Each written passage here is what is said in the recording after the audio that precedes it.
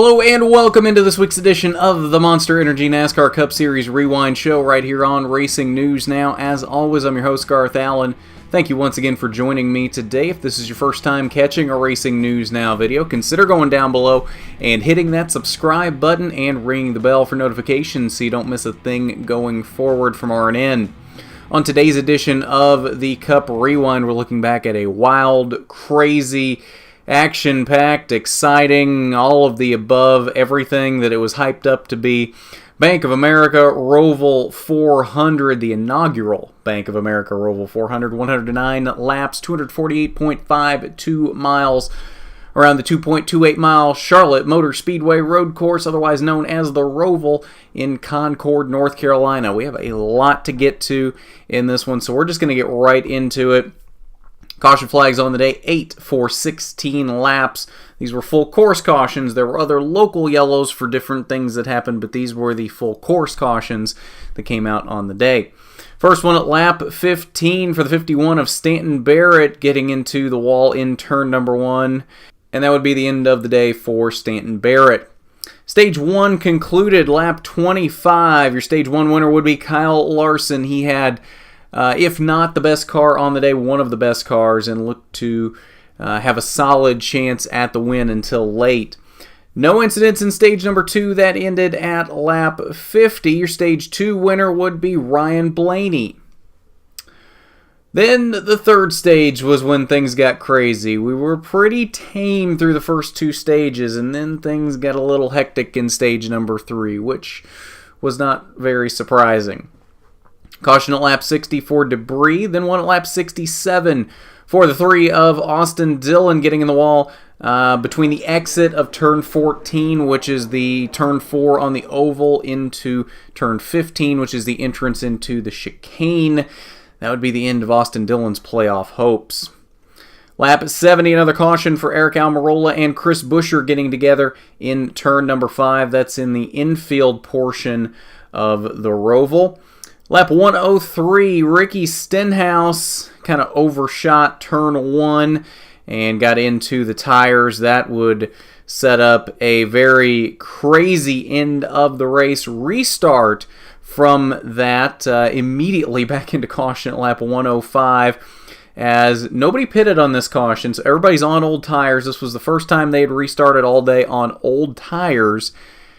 And apparently no one knew that they needed to back the corner up a little more with older tires going into turn 1, because Brad Keselowski just kind of locks up the tires from the lead straight into the tires in turn number 1. As you can see here, just a crazy mashup of cars as nobody apparently realized, oh, we need to back up the corner a bit more on these old tires.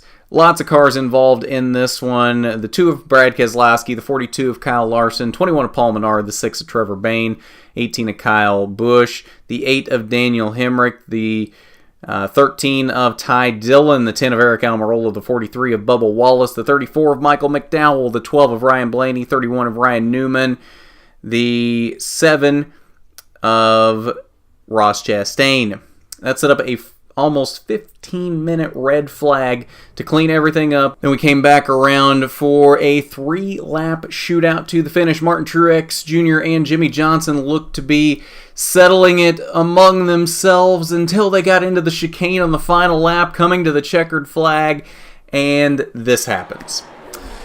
Truex and Johnson get together, and chaos breaks loose. Jimmy had a little bit of wheel hop getting into the chicane and couldn't quite keep a hold of things. That ended up wrecking both of them. Ryan Blaney comes through the smoke in a bit of a Days of Thunder moment. Shades of the 76 Daytona 500 just a little bit with Petty and Pearson. Either way, Ryan Blaney comes through and steals the victory. His first of the season, his first with Team Penske. And so the biggest thing with this is Jimmy Johnson eliminated himself from playoff contention with this move. He ended up in a 3-way tie with Kyle Larson, Aric Almirola, and himself. Larson and Almirola had the tiebreaker over Jimmy Johnson, and this ended up eliminating Jimmy Johnson. He went from competing for the win to not in the playoffs anymore. So make whatever judgment call you want from that. Armchair quarterback, Monday morning quarterback, whatever you want to do with that. To me, it's a racing incident. When you're coming to the checkered flag, yes, you probably should have in the back of your mind, I need to play it safe here just to advance in the playoffs, but at the same time, you're a race car driver, you want to win the race, you're going to do whatever you can to win the race, and Jimmy just maybe made a bad judgment call in terms of how hard he could push it into the chicane on old tires, and unfortunately ruined his playoff chances doing that. So we'll get into your results here for the Bank of America Roval 400. As we already said, Ryan Blaney picks up the victory. Jamie McMurray with a solid second place finish. Clint Bowyer comes through the smoke for a third place finish. Alex Bowman, the last couple laps, we thought he was going to be fighting for his playoff life, and it turns out he wasn't even a part of the three-way tie to get into the final transfer spots. And Kurt Busch rounded out the top 5. Rest of your top 10: Chase Elliott, AJ Allmendinger, Jimmy Johnson finally got the car fired back up after all of that and comes across the line in 8th. One spot above that, and he would be in the round of 12. Kevin Harvick came home in 9th, and Joey Logano rounds out the top 10. 11th through 20th, playoff drivers down here. One former playoff driver, as he was eliminated today, that is Denny Hamlin there in the 12th position. Martin Truex, once he got his car fired back up after backing it into the wall off of 17, comes across the line in 14th. Aric Almirola had such an up and down day. He was fighting for his playoff life as well. Did finally come home in the 19th position. It was just enough for him to get into that tie for 10th, and ends up advancing in the playoffs. 21st through 30th. Now, something that we didn't see on the highlights here, Kyle Larson down here in the 25th position. He was caught up in that incident where everybody just kind of piled into the wall going into turn number 1 on the next to last restart, Keselowski and all of that. That really messed up the right front on his car. It was almost undrivable, but he stayed out trying to salvage as many points as he possibly could to stay in contention. He ends up pushing that whole final lap because they told him they were wrecking coming into the tri-oval. Blows a right front tire, ends up in the wall off of turn 4, somehow makes it through the front stretch chicane, bounces off the wall out of 17, gets past Jeffrey Earnhardt, crosses the line, and that's the 1 point he needed to get into that tie to advance to the next round. So, fantastic run by Kyle Larson when you would have thought he was out of it. He basically was. Had Jeffrey Earnhardt not stalled coming to the line after he got spun through the chicane, that would have been the end of it for Kyle Larson this season. He almost went from the best car in the field looking like he could win the race to not making it to the round of 12. So very up and down emotional day for Kyle Larson. And Erik Jones down here in 30th, he had a bad day as well. Multiple problems for him, ends up in 30th, and he also got eliminated today. 31st through 40th, Brad Keselowski and Kyle Busch down here, 31st and 32nd. They were obviously caught up in that incident, as we saw. Todd Gordon, Joey Logano's crew chief, I think put it best. Brad just kind of led the troops off the cliff there into turn number 1. Everybody just kind of followed him way too deep into turn 1 on that restart, and it just kind of caused a huge pile up. So they were 31st, 32nd on the day. Bubba Wallace down here in the 32nd or 36th position, and Austin Dillon came home in the 39th position. He also got eliminated today. So that's your results from the Bank of America Roval 400. Now let's head over to the Media Center. We've got multiple drivers showing up in the Media Center today. A couple more than we usually have, so let's head over there and we'll see what Clint Bowyer, Ryan Blaney, Kyle Larson, and Aric Almirola had to say after this one. God almighty. you knew it was going to be something, and I think it was a little bit of everything. We had some long run action there, had some good racing, wild restarts. When those cautions start coming out at the end, it's such a wild racetrack, first and foremost, that turn one. I mean, that's just the whole track's sketchy. I mean, the whole time you're out there, you're fighting, for lateral grip. You're fighting for forward drive. You're fighting for turn. It's like, gosh, just one problem, But it's a very challenging racetrack, challenging set of tires that we have for it. Those tires were pretty hard.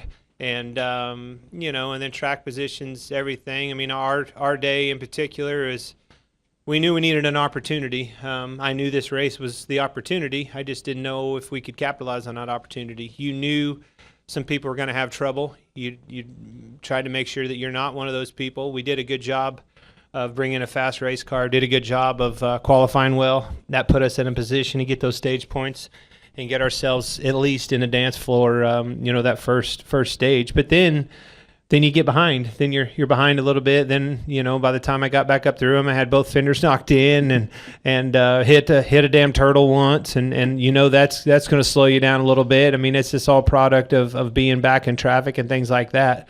Then we kind of got track position back. Then we lost it again. Then the 88 pitted. So he was really at that point who we were racing for our position. Key point, at that point, he was the only car that we were racing. When he pitted, we pitted, 12 pitted, and then it was kind of a race between us and the 88. I knew as long as I kept him at arm's reach, I thought I could be all right. But then we start catching those lappers. If he gets to him before I do, and things like that, it could be tricky. But nonetheless, I don't know what all happened. Then at the end, it's mass chaos. I don't know if that knocked Jimmy out or not, but that's I bet he's super bummed if it did. It did. It did. And a three-way tie. And a three-way tie? Yes. He lost a tie? That's hard to believe. But, I mean, you knew something was going to happen at this deal. Everybody knew. Everybody dubbed this the wild card race. And I guess, I'm lucky that I survived it, but I'm happy for our sport that it lived up to the expectation, up to the hype that you guys all sold. So, let's go back to business. I knew that this first set of first round was going to be tough. When the 48 blew that tire and knocked us in the fence and crashed us at Vegas, I knew that put us in a hole that was going to be hard to overcome.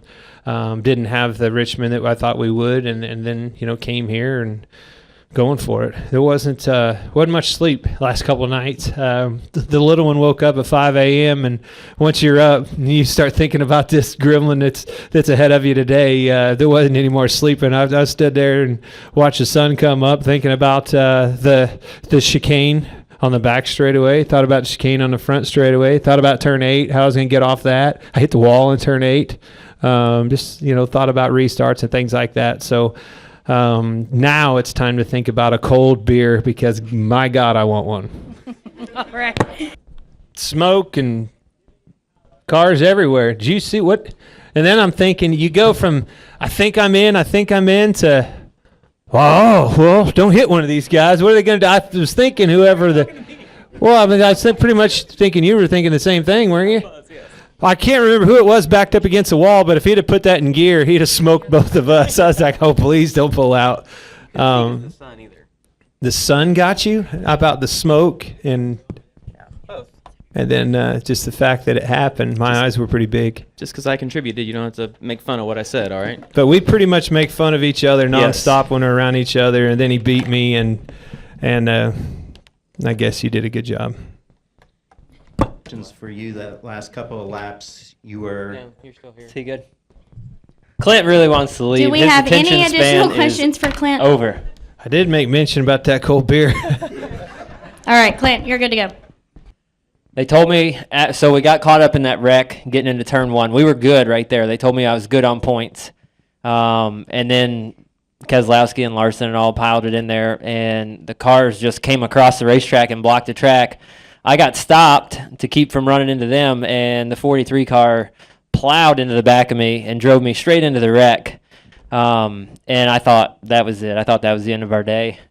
And we were able to come down pit road and work on it and fix it.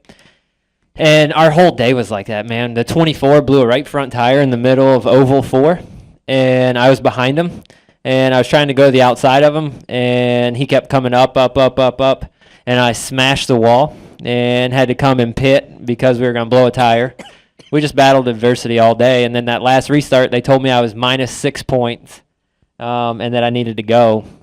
And I rifled it down into turn 1 and wheel hopped and cleared a few of them out and got by, I think, 3. And then when we came back to the start-finish line, they told me I needed 3 more spots. And those last couple laps, I was able to get those 3 spots, and I had 1 more in my sights, and somebody spun off of the infield turn 4. And it was just a cloud of smoke. I couldn't see where I was going, so I checked up because the last thing I needed to do was wreck.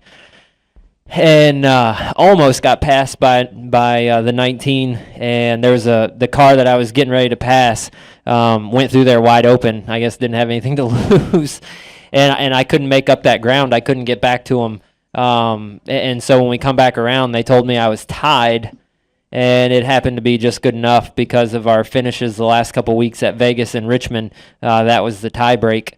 And so I told Johnny Klossmeyer going in this weekend, all I really cared about was leaving here +1, and turns out +0 is good enough. I mean, I knew I needed the 88 to not pass people, and it looked like he was creeping his way up the pylon there the last couple laps. So I knew I was in bad shape. So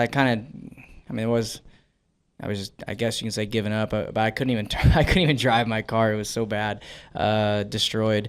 But then they said they're all crashing. They're coming to the checkered, and I was over here getting on the oval, and they said they were starting to crash. So I ran hard. We had, I guess, so much camber and tow in our car that they said if I ran fast, I'd blow right front. So, but I was like, you gotta go. So I ran hard through. 1 and 2 over there and through the bus stop, and then blew right front, center 3 and 4, and plowed the wall. So like, crap, I don't know if I'm going to be able to get down to make the chicane, but luckily it came down off the banking and I could turn right okay. So I got through the 16th corner, and then 17 I hit the wall again on the front stretch, and the 96 was stalled the whole time. They kept I think they told me the 96 was stalled like when I was at the back stretch over there, and he wasn't able to get his car. So you passing the 96 was the one point. Yeah, and he was because at first they told me I was 1 to the good because you were last car on the lead lap, but wow, he was like 100 feet from the start finish line. And I could see him like start to get creeping, like as I was getting to 16. I was like, "Gosh, don't go!" And we were able to make it. So, hey, I was pretty lucky. Oh look! Yeah, we were.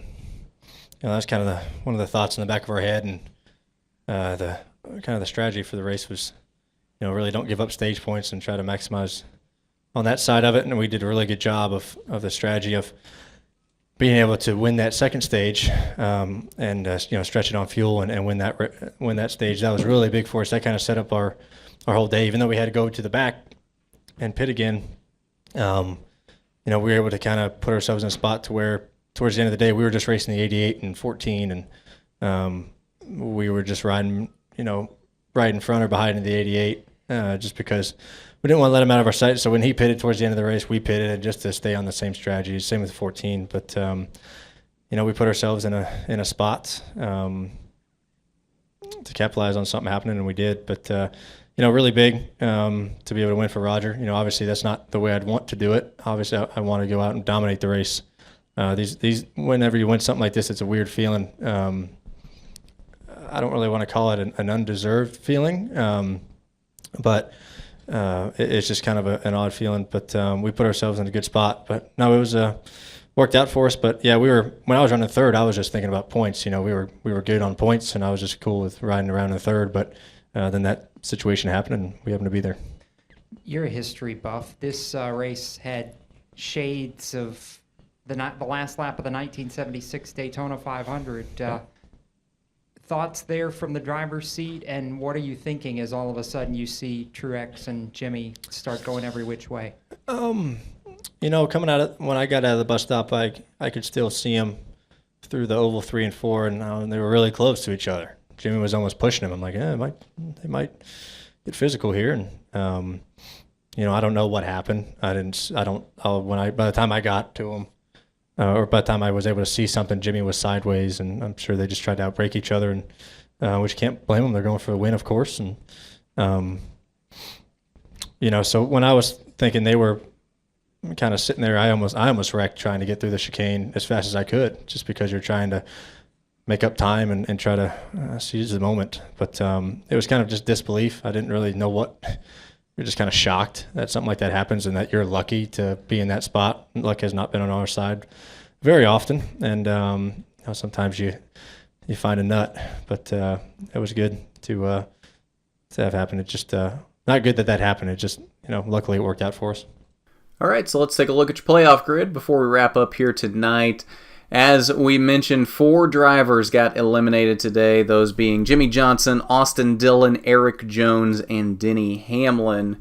So these are your 12 remaining drivers in the playoffs. Obviously, Kyle Busch, Kevin Harvick, Martin Truex still have a huge lead as your playoff points carry over round to round as long as you advance. So they still have a huge lead. Kyle Busch almost has a 50-point gap on the cutoff line. Martin Truex up 30 points on the cutoff. Brad Keselowski has a pretty good gap as well there in 4th, 17 points up. But then nobody else is really all that safe heading into Dover next weekend. 7-point gap for Clint Bowyer there in 5th. 6 points for Joey Logano, Kurt Busch, 5 for Ryan Blaney over Chase Elliott, who starts off this round in the 9th position. Kyle Larson and Aric Almirola, who just barely advanced into this round down here in 10th and 11th. And then Alex Bowman down here in 12th by virtue of not having any playoff points thus far this season, but still advancing to the round of 12. So that's your playoff grid following the Bank of America Roval 400, and I believe that will do it for us tonight on the Cup Rewind. If you missed them, we had a K&N Pro Series West Rewind go up earlier today, recapping their race from Meridian Speedway last night. Hailie Deegan's first win in the K&N Pro Series, first one for a female in that series. So if you haven't seen that, go check that out. It's linked down below in the description, as well as the Xfinity Series Rewind from Saturday's race. That is linked down below in the description as well. They were also on the Roval this weekend, another exciting race from them as well. And then as usual, pole position coming up tomorrow night, 8 p.m. Monday night, to recap both races from the Roval, K&N Pro Series West from Meridian Speedway, Meridian, Idaho, and F1 from Sochi, which happened earlier this morning over there in Russia. So lots to talk about on pole position tomorrow night, and I hope you'll join us for that. And if you haven't seen the other Rewind shows, go back and check those out. They are there for you as well. Like I said, linked down below in the description. So, if you haven't done it already, you need to go down below, hit that subscribe button, and ring the bell for notifications so you don't miss a thing going forward from RNN. We're back with our live coverage from the track next weekend as the ARCA Racing Series is back in action from Lucas Oil Raceway in Indianapolis, their rescheduled date. So we'll be there giving you our normal live coverage we usually do from the ARCA races, talking to your favorite drivers from the ARCA garage, so you definitely want to check that out. You'll need to subscribe and ring the bell so you know when that stuff comes out, so you see it live and in the moment. And hit that big thumbs up button on this video if you liked it. It is much appreciated when you do. So with that, this has been the Monster Energy NASCAR Cup Series Rewind Show. I'm Garth Allen for Racing News Now.